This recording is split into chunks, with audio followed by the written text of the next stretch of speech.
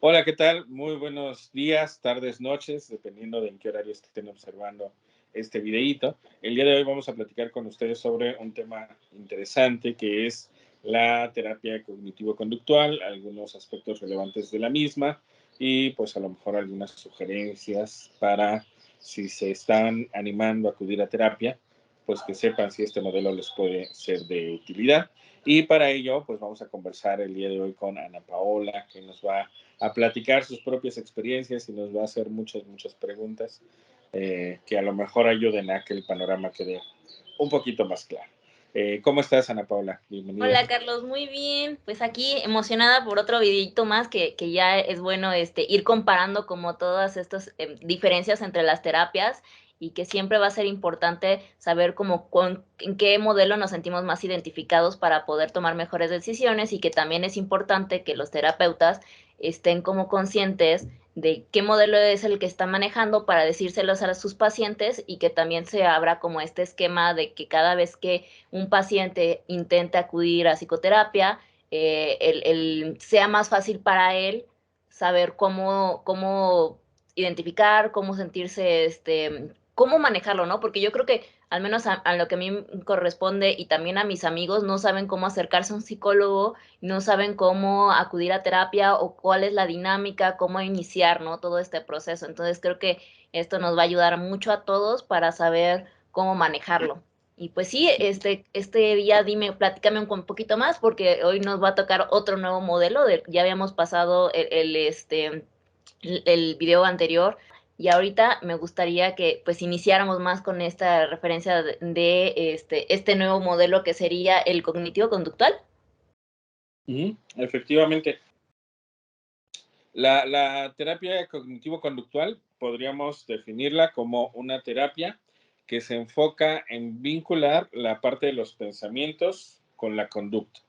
Es Ok. decir, de la perspectiva se parte de la idea de que todo aquello que hacemos no surge mágicamente, no surge de la nada, no es que de repente hoy me levanté con ganas de actuar de tal o cual manera, sino que eso tiene como origen, mis acciones tienen como origen mis pensamientos. Entonces, este modelo terapéutico se enfoca mucho en cuestionar dichos pensamientos, irlos modificando y se utilizan diversas técnicas, técnicas enfocadas a esta cuestión del entrenamiento cognitivo, por decirlo de una manera, o reestructuración cognitiva. Cognición significa pensamiento. Entonces, reestructurar los pensamientos que tenemos. Grosso modo, podríamos decir que tenemos pensamientos sobre nosotros, sobre los demás y sobre nuestro entorno. Entonces, la idea de este modelo es precisamente cuestionar todos, Ok. tratando de identificar aquellos que en otro momento quizá nos fueron funcionales y que al día de hoy ya no lo están siendo. ¿Por qué es pertinente verlo desde esta óptica? Porque en muchas ocasiones partimos de la idea de que el pensamiento que hoy ya no me cuadra, ya no me hace sentir bien, lo vengo cargando desde hace 20 años o 30 o 50 y nunca ha sido positivo y bueno, no necesariamente. Hay ocasiones en donde ese pensamiento hace 10 años me fue útil, me ayudó, me permitió salir de una situación conflictiva. Entonces, al reestructurarlo de esta manera, lo que hacemos es un poco centrarnos más en el presente para tratar de identificar qué problemática hay en este momento o problemáticas, porque en ocasiones los problemas no vienen solos, Ujú. generalmente es una acumulación de, y tratar de ir modificando no solo las conductas, sino los pensamientos que generaron dichas conductas. Ok. Porque si logramos hacer eso, el cambio será permanente o semipermanente. Cuando hablamos de permanente nos referimos a años, cuando hablamos de semipermanente, pues nos referimos a meses quizá. Ujú. Y por tanto es pertinente recordar que un cambio, para que se pueda considerar como tal, requiere mínimo de unos 3 meses de estarse presentando para que podamos decir que el cerebro ya se habituó a esa nueva situación y ya cambió. Porque a Ujú. veces es muy común, sobre todo cuando tenemos, por ejemplo, dificultades con alguna persona, una pareja, por poner un ejemplo, que nos diga, ya cambié 2 semanas después de que tuvimos un conflicto y que ya está tratando de modificar algo. a las 2, 3 semanas nos puede decir ya cambié, o nosotros sentir que la otra persona efectivamente ya cambió. Lamentablemente esto no se conoce como cambio, eso se conocería solo como reacción. La reacción es lo que antecede a un cambio, es decir, que haya una reacción es positivo, sin embargo, propiamente todavía no puede llevar la etiqueta de cambio, porque cambio requiere unos 3 mesecitos. ¿Por qué Ok. 3 meses? Porque es el tiempo mínimo que el cerebro tarda en habituarse, en adaptarse. En hacer un Y hábito. ya, exacto, en generar un hábito. Ujú. Entonces, por eso es muy importante que se conozca como este tipo de modelos, porque esto choca en ocasiones con lo que vemos en librerías, vemos en redes sociales, vemos en muchos lugares, en donde nos venden la idea de que un cambio se puede producir en una semana, en Ujú. 21 días, en un mes, y entonces por eso mucha gente se confunde, porque dice, yo llevo un mes yendo a hacer ejercicio y todavía me cuesta. Y pues claro, porque es un mes, se requieren 3 meses. ¿Qué ocurre después de los 3 meses, utilizando el mismo ejercicio? Que el cuerpo se empieza a habituar y que el mismo cuerpo lo empieza a pedir, bueno, el cerebro eh, lo empieza a pedir.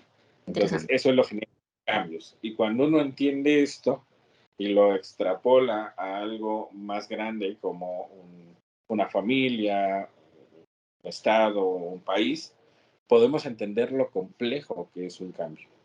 No, Claro. no, no se da de la noche a la mañana. Si yo, un individuo, para generar un cambio, partiendo de la idea de que quiero generarlo, me voy a tardar 3 meses, imaginemos una nación, por poner un ejemplo, con más de 120 millones de habitantes, si es que todos quisiéramos generar el mismo cambio, cosa que pues evidentemente no es así. Entonces creo que esto es muy interesante porque a veces como que la gente quiere magia, quiere que Claro.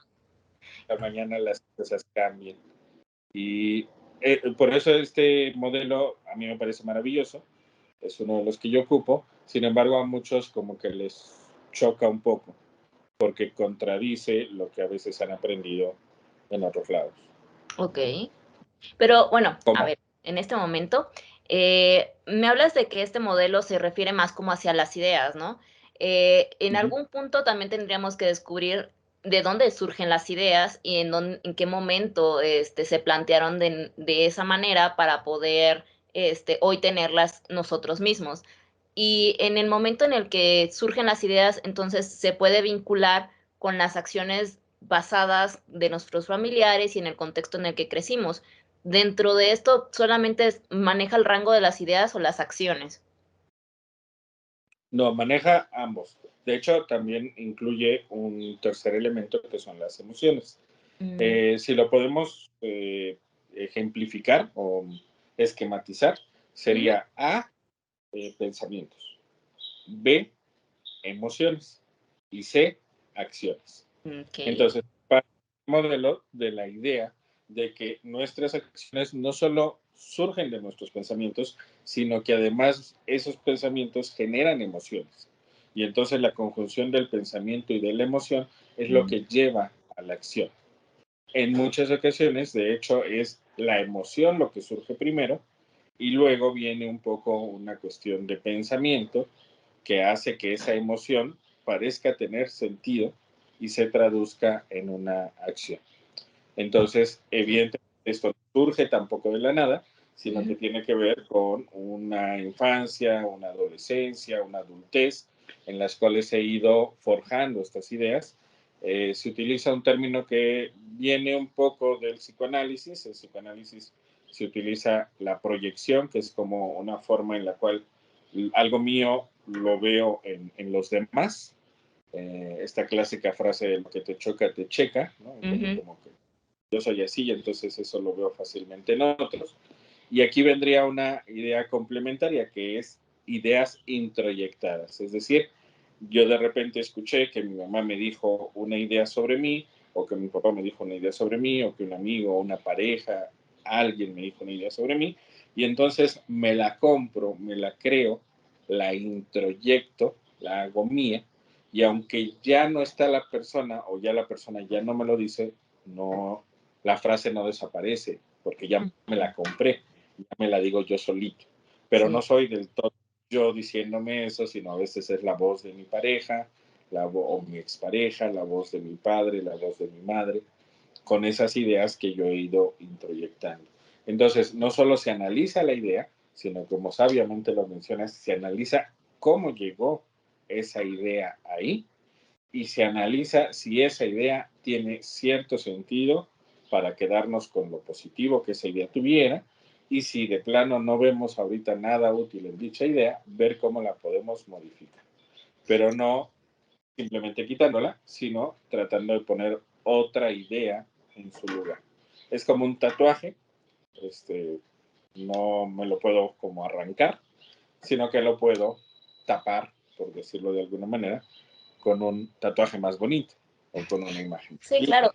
Y dependería mucho, hay que saber analizar cuáles son las ideas que tenemos que nos están funcionando y las que no nos están funcionando, porque también el hecho es que nosotros estamos o crecemos teniendo ciertas cosas que agarramos de nuestros amigos, que agarramos de nuestros padres, que agarramos de nuestros maestros, que agarramos del contexto social en el que crecimos, y estos nos van formando una actitud o un carácter, ¿no? De nosotros mismos, de acuerdo también a lo que vayamos queriendo ser nosotros. Y no, no todo, yo creo que es bueno como que ir poniendo foquitos y nosotros mismos palomeando las cosas buenas que hemos rescatado de las personas y las cosas malas, entonces hay que detectarlas porque también es aprender a detectar lo que no está bien y eso es lo que vamos a cambiar. Pero a veces mucho nos enfocamos en detectar lo que está mal y no sabemos también detectar lo que está bien y no le podamos esa palomita. Creo que también es importante marcar esas palomitas para que nos hagamos sentir que también no hay que sumar solamente lo negativo, sino también lo positivo. Eso es como dato que yo también en mi transición lo he estado marcando.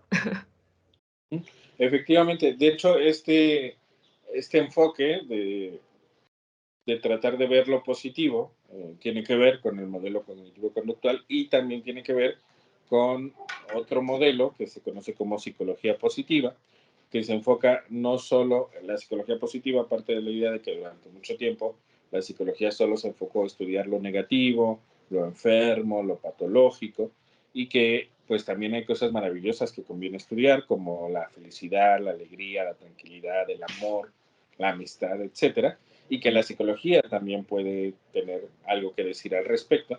Entonces, una de las cosas que se sugiere desde la psicología positiva y que el modelo cognitivo-conductual ha incorporado sin mayor problema, es precisamente el ir tratando de identificar que nuestro cerebro biológicamente tiende a prestar mucha atención a lo negativo y le cuesta un poquito de trabajo ver lo positivo. Le cuesta un poco de trabajo ver los alcances, los logros, las cosas positivas que ya ha ido consiguiendo, y siempre se centra en lo que falta, ¿no? Porque también tiene que ver con un entorno social y un sistema que nos ha vuelto consumistas, y una forma de que el consumismo no termine es siempre generando una insatisfacción. Entonces, esto va más allá del individuo, tiene que ver con todo un sistema en el cual estamos inmersos. Y el modelo cognitivo-conductual también intenta un poco cuestionar a ese sistema. No se utilizan tanto los términos que está bien o que está mal, Ajá. porque se parte de la idea de que esos conceptos también tienen que ver con un contexto y Una época. con una época particular. Sí, por ejemplo, si pensamos, no sé, hace 200 años, podríamos pensar que la homosexualidad está mal. Y entonces alguien que viniera y me dijera, bueno, es que yo soy homosexual, pues probablemente, digo, estoy haciendo un ejemplo un poco absurdo, porque en ese entonces todavía ni siquiera había estos modelos, pero imaginemos que regresamos en el tiempo y está el modelo, probablemente diríamos, si nos basamos en bueno o malo, diríamos, pues vamos a intentar modificar esas ideas que te hacen sentir que eres homosexual, porque ser homosexual está mal. Entonces, no se parte tanto de la idea de qué está bien o qué está mal, porque se entiende que eso tiene que ver con un contexto a veces social y una época en particular, sino más bien con conductas que te hacen sentir bien, o con conductas que no te hacen sentir bien, o con conductas que te dañan, o con conductas que dañan a quienes te rodean. porque a lo mejor yo tengo una conducta que me hace sentir bien, como tomar todos los días, ¿no? Sin embargo, me está dañando. Entonces, nos centramos mucho en conductas que te hacen sentir bien y en ocasiones en conductas que, aunque te hacen sentir bien, no necesariamente son del todo positivas porque te generan un daño, ¿no? Yo puedo sentirme bien si le pego a mis hijos, si le grito a mi esposa, pero no significa que sea una conducta que conviene reforzar, al contrario, es una que conviene modificar. ¿Por No, qué? y Porque, además, claro, perdón, pero termina la idea. no, era eso precisamente, que tratamos de no utilizar tanto el que está bien o que está mal, porque se puede prestar a mucha confusión. Bueno, en este esquema del el ejemplo que pusiste, ¿no? De golpear a una esposa y que a lo mejor esta persona se siente bien, el hecho del sentimiento, que es un desahogo, a mi consideración en este ejemplo, tendría que haber una idea detrás y una acción que lleve a esto, pero ¿por qué no? Al final del día, si una persona se está sin, ¿qué idea tiene en su cabeza para pensar que el sentirse satisfecho con desahogar una violencia de esta manera, eh, cuál sería el concepto, ¿no? Ahí es como un ejemplo de lo que sería cómo analizar a una persona bajo este esquema de cognitivo-conductual, con este ejemplo de un hombre golpeando a su esposa, y que se siente bien con esto, ¿no? Yo me puedo sentir bien meditando, me puedo sentir bien comiendo, satisfaciendo mi necesidad de apetito cuando como algo, ¿no?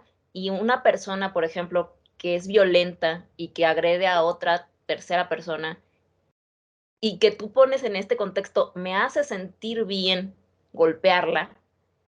En el modelo conductivo-conductual, entonces sería como analizar qué llegó a esta idea de que haga sentir bien a una persona golpear a su pareja.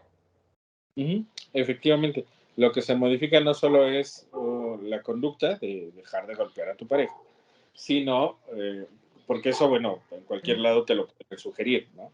Vas Sí, a la claro. peluquería, O sea, el peluquero moralmente la iglesia también te lo sugiere, ¿no? O otros tipos de situaciones, ¿no? O sea, o simplemente el Estado, la iglesia, o muchas religiones, no solamente la iglesia católica, cristiana, mormona, lo que sea, te sugieren no ser violento porque son esquemas de manejo de sociedad, ¿no?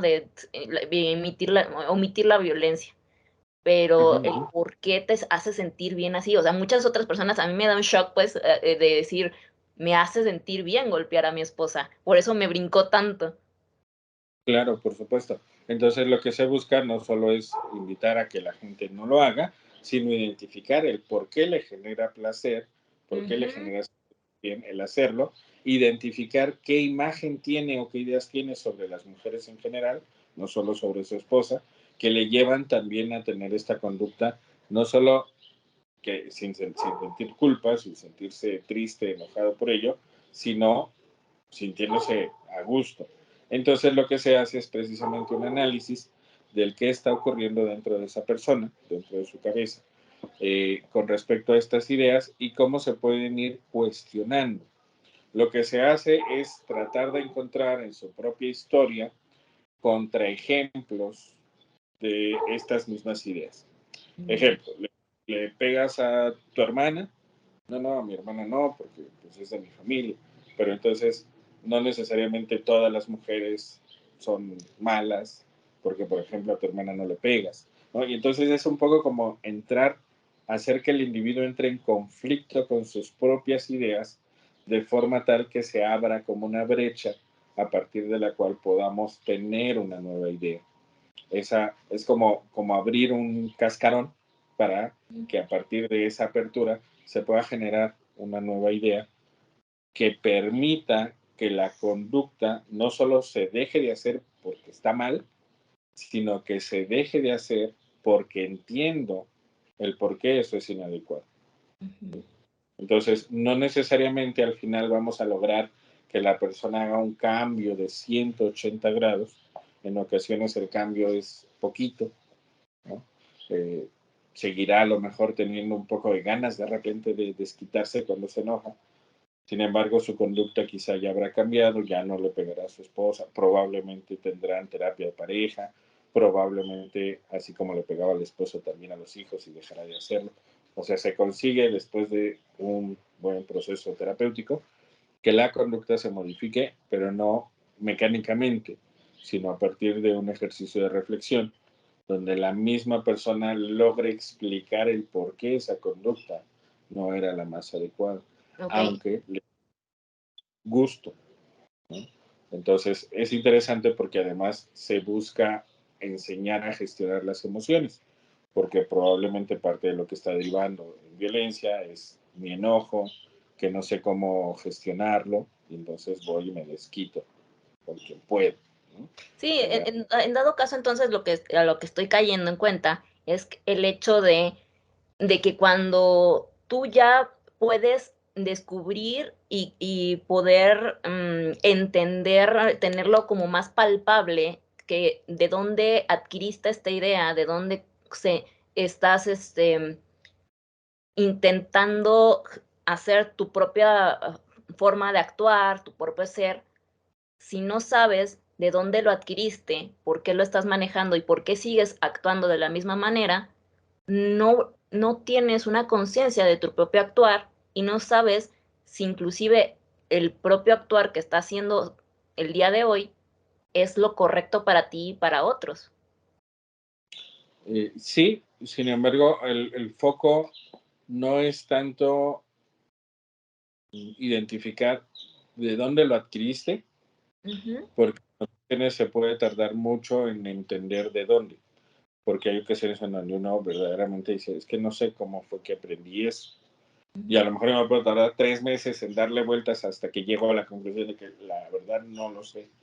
Sí. Entonces, el enfoque no es tanto, inicialmente no es tanto de dónde, que a lo mejor puede ser como una diferencia con el psicoanálisis, Ah, okey. ¿no? Ujú, Y el principal foco momentáneo es modificar la conducta y tratar de identificar por qué en el presente me conviene modificar esa conducta.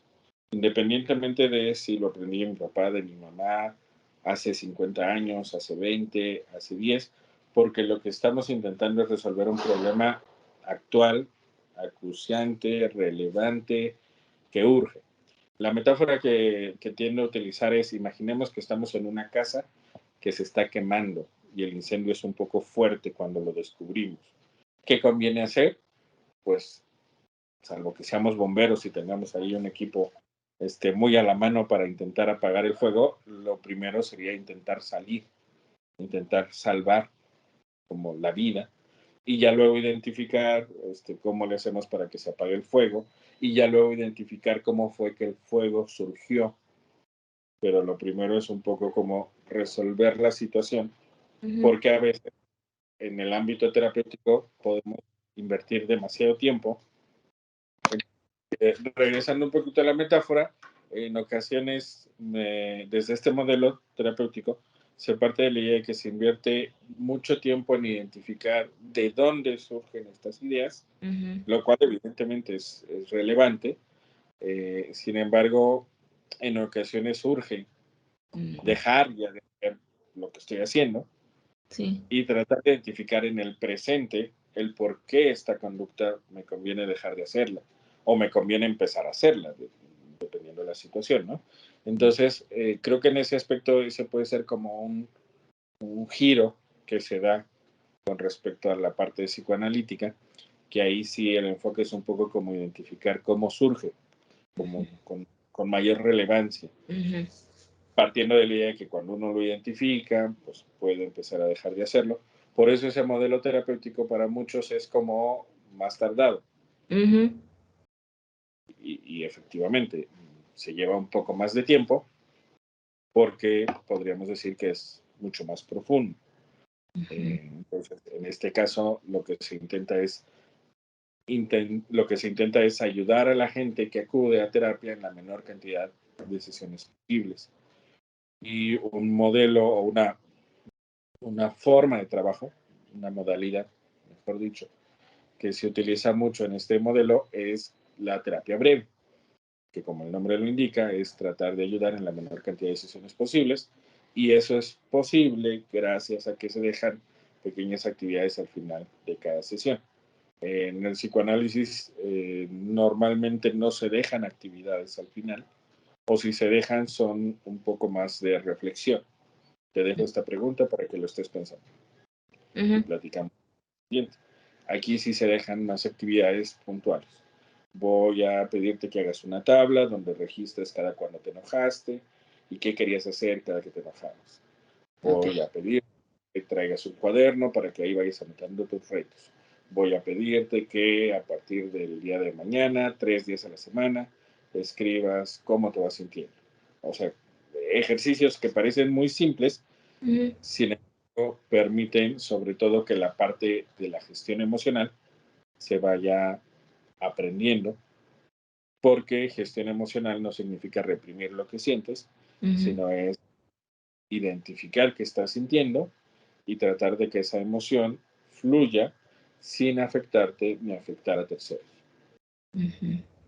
Ok, eso me suena muy interesante porque también siento que es como para personas que se sientan un poco más prácticas, ¿no? O sea, como que sí necesiten o que sientan que están trabajando de alguna manera tanto sus emociones o como que hay diferentes tipos de personas, ¿no? Entonces a lo mejor una nada más piensa que lo de psicoanálisis es puro pensamiento y hay otras que en verdad necesitan hacer algo tangible o algún rito donde ellos puedan ver casi casi con papel y pluma cómo se está generando las cosas o hacer esquemas, hacer diagramas, como que también a lo mejor porque a mi lado, o bueno, de mi lado, se ve como más un estilo más de estudiarte a ti misma en el esquema en este momento, ¿no? En el esquema actual, sin a lo mejor tanto indagar en el pasado. Pero prácticamente es como desglosarte en las actividades que ya tienes y a lo mejor en las carencias que ya tienes. Me acuerdo mucho también de un ejercicio que me hiciste o que me sugeriste de cómo desglosar, por ejemplo, lo que serían mis gastos o cómo manejas tus esquemas financieros, porque pues también hay cosas que no te enseñan en la escuela y que posiblemente en este momento, si tú te sientes estresado o ansioso por este tipo de cosas, es bueno que también tengas este tipo de actividades que si te generan estrés, cómo manejarlos, ¿no? Entonces, yo creo que es muy importante también que un psicólogo o la persona con la que estás asistiendo a terapia te pueda dar estos tips y que pueda ver estos foquitos rojos donde tú te sientes como paciente estresado y que te dé un ejercicio en el cual este tipo de estrés lo puedas canalizar y que te aminore esta instancia de dado, esta angustia, ¿no? Que lo puedas ver más desarrollado o que generes a lo mejor un diagrama donde tú puedas ver tu esquema de pensamiento y decir, ah, esto funciona así, así, así. También me imagino que dependerá un poco del tipo de persona con el que estás tratando, paciente, ¿no? Porque todos aprendemos de manera diferente. Efectivamente. Lo dijiste muy bien. Este enfoque es un enfoque mucho más práctico, mucho más enfocado en el pasado más reciente.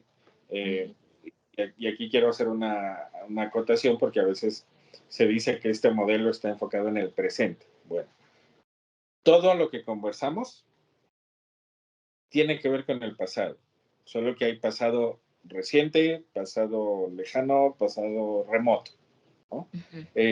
Yo te platico lo que hice ayer, ayer ya es pasado. Si yo te Claro. platico lo que hice una hora, esa hora ya es pasado.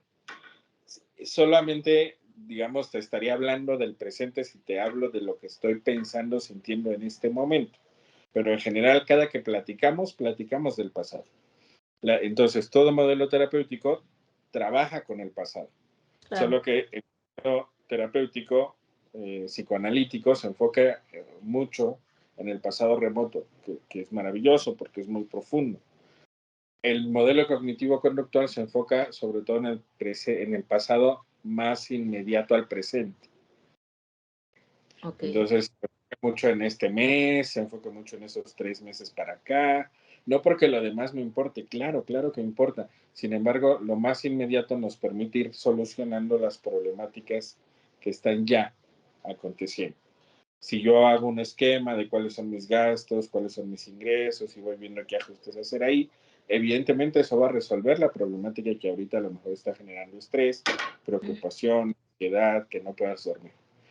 Posterior a ello, a lo mejor se puede hacer un análisis más largo de cómo fue que empezaste a priorizar ciertos gastos por encima de otros, y a lo mejor luego podemos irnos más atrás e identificar qué fue lo que aprendiste en tu familia con respecto al dinero, qué fue lo que aprendiste de tu papá, de tu mamá, de tus abuelos, de tus abuelas, etcétera. Y claro, será maravilloso, pero si empezamos por allá, cuando lleguemos al presente, quizá ya te habrán embargado, quizá ya tendrás 3 trabajos y habrás tenido que venir porque no te alcanzaba. ¿Sí me explico? Entonces, por eso surge otro modelo, que en este caso sería el cognitivo-conductual, que trata de identificar que hay situaciones que urge resolver y que en ocasiones no es del todo adecuado ahondar primero en el pasado remoto, porque es una situación que está ocurriendo en este momento. Entonces, y creo que incluso podría ser como complementario, cognitivo-conductual inicial para resolver las problemáticas, eh, explorar un poco en el pasado y a lo mejor si todavía te quedas como con algo de duda, pues el psicoanálisis igual te ayuda a profundizar mucho más. Creo que a la gente que es muy racional, que de alguna manera siente que tiene ciertas explicaciones ya y que requiere cosas mucho más complejas, explicaciones más profundas, explicaciones a lo mejor un poco difíciles de ver en primera instancia, el psicoanálisis les fascina, les maravilla, se sienten genial. Creo que para mucha más gente, lo que se requiere o lo que ellos requieren es cómo salgo de esta situación que desde hace 3 meses no me deja en paz, ¿no? Entonces, a mí me parece que por eso el modelo cognitivo-conductual ayuda mucho. Inicialmente fue creado para gente en depresión, sin embargo, como empezó a ver la utilidad del mismo, pues empezó a diversificar para gente con ansiedad, para gente con dificultades de aprendizaje, y bueno, pues actualmente es uno de los modelos más reconocidos a nivel mundial. Actualmente la OMS es uno de los modelos que reconoce por su validez en cuanto a la investigación que se realiza al respecto. Y bueno, hay algunos antecedentes muy interesantes de cómo surge este modelo, porque la primer persona, aunque hubo investigaciones realizadas por hombres, por ejemplo, en 1958, Albert Ellis creó algo que se llama terapia racional emotiva, actual, que es como un antecedente de lo que vendría siendo la terapia cognitivo-conductual. Esto estamos hablando de hace 64 años.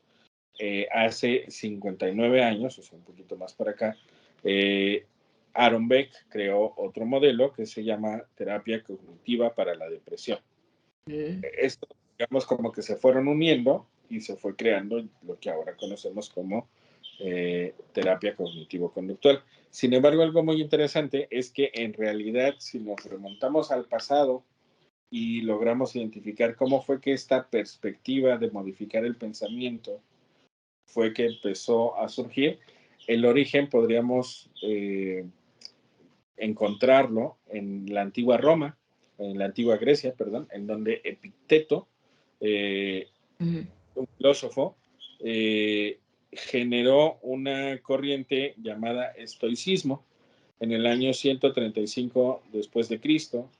Él falleció en esa época, y él creó esta idea de que nuestros pensamientos eran los que generaban nuestro sufrimiento en la vida y que si lográbamos modificarlos, nuestro sufrimiento iba a disminuir, que es prácticamente lo que la terapia cognitivo-conductual trabaja o indica. Entonces podríamos retomarlo y decir, no, bueno, este modelo es viejísimo, porque ya desde entonces se tenía un poco esta idea. Sin embargo, algo que a mí me pareció bastante interesante es que una mujer fue una de las primeras en implementarlo. Ella se llamaba Mary Cover Jones, y lo que ella hizo fue tratar de aplicarlo con niños para el desaprendizaje de ciertos miedos. Entonces, esto ocurrió hace 98 años, en 1924, y podríamos decir que fue el origen de un poco este modelo, aunque los oficiales padres del modelo cognitivo-conductual son Albert Ellis y Aaron Beck.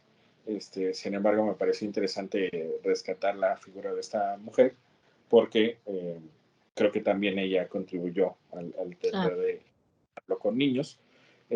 Como te comentaba, empezó un poco más enfocado a la parte de la depresión, y posteriormente se implementó por todos lados. Ahorita es actualmente en 2022, es uno de los modelos más utilizados o implementados, porque pues de que da resultados, da resultados. Sin embargo, tiene algunas cosas que se le han criticado, aunque también tiene cosas como muy puntuales, maravillosas, que ahorita les quiero compartir. Sin embargo, pensando un poco en tu experiencia, ¿tú cómo ves? ¿Te ha tocado un poco ser usuaria de este modelo cognitivo-conductual?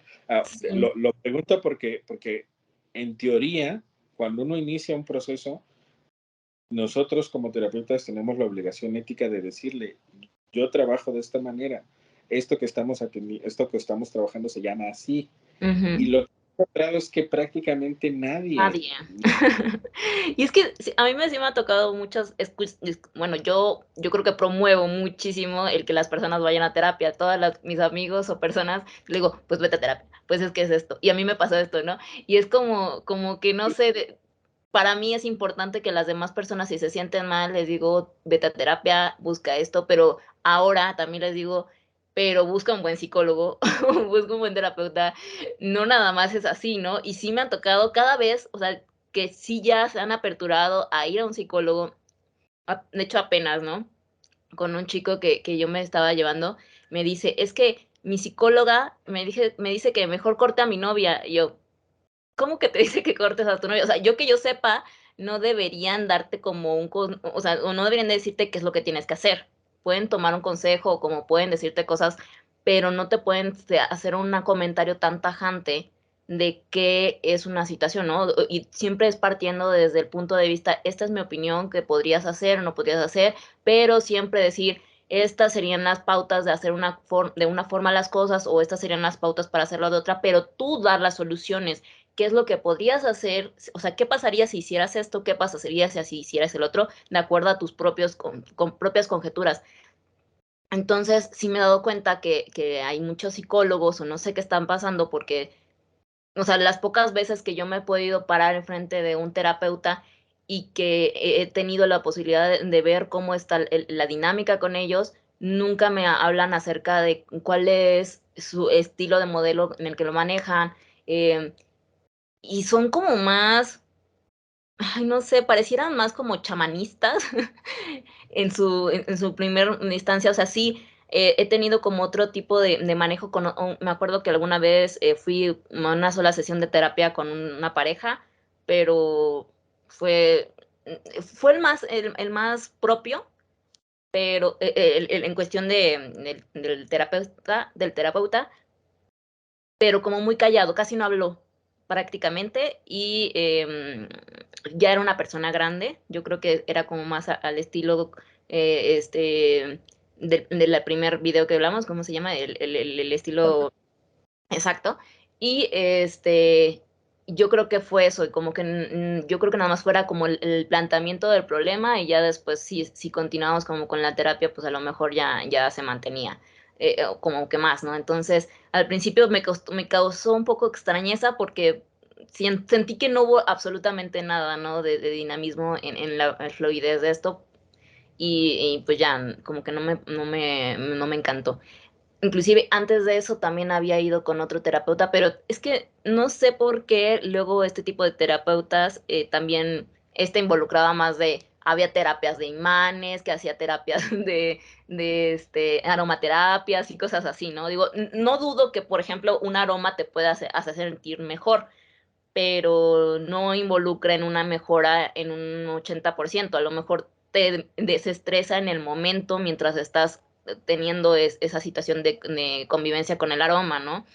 Pero Claro. nunca va a involucrar una mejora más allá de un 10%, yo considero, a mi consideración, no tengo los datos, ¿no? Pero, pero creo que tienen que ser un poco más, y más que yo soy más lógica y objetiva, entonces sí necesito ver como algo de esquema o de estructura en su manera de manejo de pensamiento y de cómo van a llevar las cosas. Y me doy cuenta de que muchos de mis amigos que sí ya están intentando ir a terapia y hacer como un proceso de entendimiento, no se encuentran con las personas adecuadas para ir y poder solucionar ellos mismos o entablar una relación y que se sientan satisfechos. O sea, no está pasando el que cuando acudes a terapia te sientes que estás progresando o que te sientes que estás mejorando y que estás desarrollando un esquema de pensamiento para sentirte mejor con tu vida y que tu vida esté evolucionando, ¿no? Donde tú te sientas como un crecimiento personal. Al contrario, sientes que te están haciendo gastar porque estás hablando con un amigo que te está dando consejos. Y de hecho, en el comentario que me hicieron fue como de, creo que eres mejor psicóloga tú. O sea, yo no soy, no soy psicóloga, solamente me la he pasado estudiando o viendo blogs y haciendo talleres y ya estoy, o sea, sí estuve yendo a terapia, sigo intentando en la convivencia con todo esto y me encanta, me gusta, me apasiona, pero no soy terapeuta. Y eso es importante, que alguien más, que los terapeutas estén haciendo una chamba bien hecha. Sí, ahí la problemática, que Sí. hacen cosas extrañas en este ámbito. Pero uno de los primeros tips, que esperemos que aquellos que nos vean pues, tengan muy, muy presentes, es que desde la primera sesión se les tiene que explicar cuál es el modelo desde el cual se trabaja. Si el terapeuta o la terapeuta indica que es ecléctico, significa que está utilizando diversos modelos juntos, que está bien, es normal. Sin embargo, aún así, tendré que decir cuáles, ¿no? ¿Por qué? Porque eso va a permitir que la persona también pueda a lo mejor investigar al respecto. Creo que uno de los temores que a veces en el ámbito terapéutico se tiene es que se parte de la idea que si uno le dice al consultante o al paciente, usuario, cliente, qué modelo estamos ocupando, como que va a buscar por su cuenta y como en Google, porque bueno, ahorita en Google podemos encontrar lo que De todo. queramos, Sí. y que va a encontrar por su cuenta como los ejercicios y que entonces el terapeuta ya no tendrá sentido. Y yo creo que mucho del por qué no se dice es por eso. Y a mí me parece terrible, porque al final lo que haces es un poco, pues, tener ahí medio entre en la incertidumbre a tu consultante sin saber qué estás haciendo. Y yo Ujú. creo que mucha de la mala fama que tenemos como terapeutas, pues tiene que ver con eso, con que no se explica claramente, pues, qué se hace y por qué se dejan los ejercicios, cuál es el objetivo de cada uno, no se explica el para qué, no se revisa, ¿no? Se hacen muchas cosas extrañas, Sí, digamos. sí, sí, sí. Entonces creo que el punto relevante es ese. Y si tu terapeuta no te lo dice, pregúntale, ¿no? Porque al final estás pagando un servicio y Ah, creo que a veces se han hecho memes al respecto que dicen que la terapia es el único lugar donde el cliente nunca tiene la razón y a mí es terrible y que evidentemente no es así, porque en muchas ocasiones el consultante está haciendo lo mejor que puede con lo que sabe y lo está haciendo genial y es digno de admiración y digno evidentemente de respeto y entonces sí, creo que hay muchas cosas que se tienen que mejorar. de hecho, está muy interesante porque el hecho, hasta me quedé como analizando un poco en este ejemplo que te di de este chavo, me quedé pensando, ¿con quién vas, no? No, pues es psicóloga. Ah, okey. Y te dice un comentario tan tajante, no sé si ella misma se está, como que poniendo del lugar de la chava, y a lo mejor, hay que intentar, si tú vas a ser psicólogo, ser no es que no se puede ser objetivo, pero aún así salirse un poquito, porque a lo mejor si estás dando un consejo, no es ético, ¿no? Entonces, ¿qué está pasando? Porque aunque una persona pueda decirse que es mala o es buena, tú como consultante es como cuando estás con tú vas a representar de manera legal a alguien, ¿no? Si tú eres el abogado de alguien, persona que te importa en ese momento es la persona con la que estás tratando, ¿no? Entonces, estás abogando por los intereses de esta persona. Entonces, no puedes decirle o insinuar que estás jugando con alguien. O sea, si esta persona que dice, es que tengo esta novia y ya le dijo, déjala, ¿por qué? O sea, el momento en el que una persona le dice, déjala, estás jugando con ella o algo, me hace sentir que le estás diciendo a tu consultante que él es una mala persona. Y se supone Claro, que le tienes que dar el apoyo y la representación de decir: "Relájate, estás bien", apapacharlo de cierta manera. A lo mejor está haciendo cosas mal, no sé, puede ser, no sé, pero tú como psicólogo y como consciente, persona consciente de cómo están manejando las cosas, decir: "Oye, tal vez no estás considerando esto, no estás considerando el otro, pero la decisión tiene que ser de él, si no, nunca lo va a entender". claro. A lo mejor nuestra labor, poniendo esto como ejemplo, como terapeuta sería invitarle a realizar un ejercicio de indagación para ver un listado de razones por las cuales quiero continuar con mi novia, razones por las cuales quizá ya no quiero continuar con mi novia, y en la siguiente sesión que haga su listado, dialogar sobre qué escribió, identificar qué puede tener mayor peso para que tome una mejor decisión, pero que sea su decisión, no, o sea, una afirmación así de tajante de tienes que dejar a tu novia. Me parece que no, o sea, si quieres eso, pues mejor págale unas chelas a tus cuates y listo, recibirás más o menos lo mismo, ¿no? Eh, Claro, sí, por chelas, supuesto. Sí, entonces, sí, me parece que lo hemos platicado en otros videos, ¿no? A veces los psicólogos, los psicoterapeutas no estamos conscientes del gran poder que tenemos estando enfrente de un consultante, que nuestras palabras pesan mucho, cuentan mucho, son muy relevantes, y entonces terminamos literalmente diciéndoles cómo tienen que vivir, cómo tienen que pensar, cómo tienen que sentir, y es terrible, porque al final terminas colonizando al otro, volviéndolo dependiente, eh, volviéndolo otra persona. Entonces, no, no, eso no es la terapia. La no, terapia él es, se tiene que convertir en la mejor persona de sí mismo, no lo que sí, los parámetros de los demás pensamos.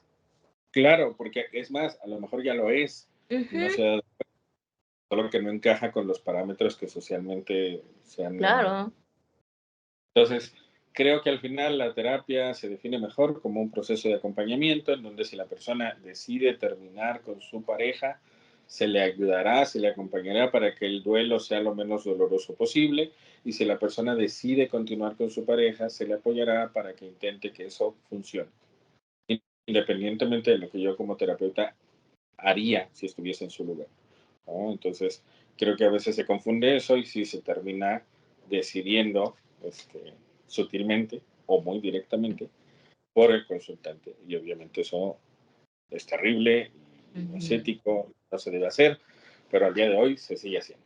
Entonces, ojo con eso, creo que es importante que lo tomen muy en cuenta. Sí, Para perfecto. finalizar, cosas que se le critican mucho al modelo cognitivo-conductual. Bueno, que está sustentado en una ideología política, es decir, que la ciencia, lo sabemos, no es objetiva, también tiene intereses ahí por abajo, de farmacéuticas, por poner un ejemplo. Entonces, bueno, que algunas investigaciones quizá no son del todo 100% verídico. Eso es algo que se le ha criticado al modelo cognitivo-conductual. Lo segundo, que no es tan profundo, evidentemente, como el psicoanálisis, y muchas cosas pues se resuelven en el momento, pero luego a lo mejor las volvemos a repetir porque a lo mejor sí, en algunos puntos convendría algo un poco más profundo. Y lo tercero es que de alguna manera algunas eh, personas al implementarlo terminan decidiendo por los consultantes y diciéndoles literalmente lo que tienen que hacer y con eso se genera dependencia. Eso Okey. serían como parte de lo que se ha criticado, que también se critica esto de la dependencia en el psicoanálisis, ¿no? Porque además el psicoanálisis lleva mucho más tiempo. Sin embargo, bueno, cosas geniales que a mí me parece que por ello la cognitivo-conductual es uno de los modelos que más me gusta, porque los resultados son relativamente rápidos y observables. Generalmente en un mes las personas ya pueden empezar a ver ciertos resultados positivos, que evidentemente es una menor duración que otros modelos terapéuticos, sobre todo si estás en modalidad de terapia breve. ¿Cuánto dura? Generalmente 3 meses, 6 meses, si vas cada 15 días, por poner un ejemplo. Y evidentemente que hay una mejoría estable en el tiempo, es decir, en muchas ocasiones las personas no recaen, sino que continúan como con muchos de esos hábitos positivos que Ujú, fueron incorporando gracias a la psicoterapia. claro. Entonces, de grosso modo, a mí me parece que es una de las mejores y me parece que, como siempre lo recomendamos, si el terapeuta o la terapeuta con quien acudes no es del todo ético, no te está gustando, no te sientes en confianza, deja de ir porque es un servicio que tú estás pagando, deja de ir de inmediato, dile gracias, dejemos cita abierta, si es que no le quieres decir, ahí nos vemos, Ujú, dejamos cita abierta y listo, y sigue buscando, porque seguro podrás encontrar a alguien que verdaderamente te ayude desde este modelo, o desde el modelo que te guste, pero lo menos indicado sería que siguieras yendo donde no te sientes a gusto, o peor, que dejaras de ir, pero no siguieras buscando la ayuda que requieres. claro. Entonces, creo que al final esa sería como la recomendación. ¿Cómo Claro, ves? pues sí.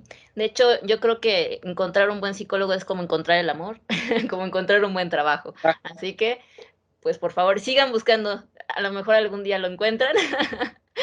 Y pues sí, pues muchas gracias, Carlos. Creo que siempre es un placer platicar de este tipo de cosas contigo y que pues vamos a seguir destramando un poquito esto de los modelos terapéuticos para las próximas sesiones también y ver qué tal nos va y que encontramos nuestro modelo idóneo o para que digamos, bueno, yo ya sé, ya estuvimos en este modelo, ahora me gustaría a lo mejor brincarme a o esto me va a ayudar a mí, este me va a ayudar en otras cosas y pues ya vamos viendo, ¿no? ¿Qué es lo que nos hace sentir mejor a nosotros? Muchas gracias.